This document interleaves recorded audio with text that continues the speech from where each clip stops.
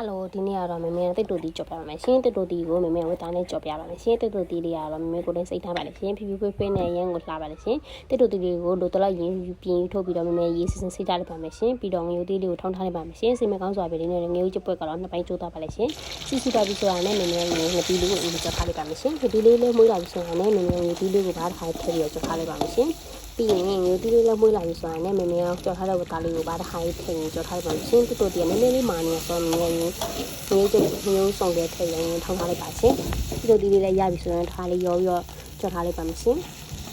တစ်ခါလေးကိုဒီလိုဒီတစ်ခါထည့်ပြီးတစ်ခါလေးလုံးတော့ကြော်ထားလိုက်ပါမယ်ရှင်ပြီးတော့လေ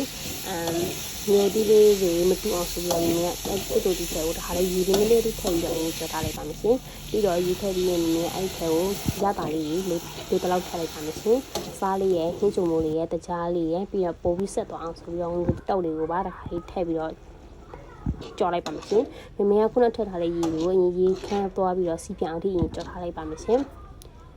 တိတို့လေးရဲ့စီလေးလည်းပြန်လာပြီဆိုတော့ဒီနေ့ကနောက်ဆုံးမှာမဆလာလေးထည့်ပြီးတော့တခါလေးမီးလေးပိတ်လိုက်ပါမယ်ရှင်ဒီနေ့ကတော့အရန်ကိုစားကောင်းတဲ့တိတို့လေးကိုတောင်းပြီးကြော်လေးတက်ပါရှင်ဟိုအေးလေးနဲ့ထင်းနေအောင်ဆိုပြီးတော့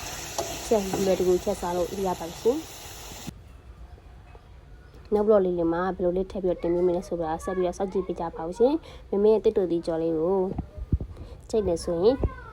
လိုက်ပြီးတော့ကြော်စားလို့ရပါပြီရှင်တော်တာနောက်ဘလော့လေးမှာထပ်ဆုံးပါမယ်ရှင်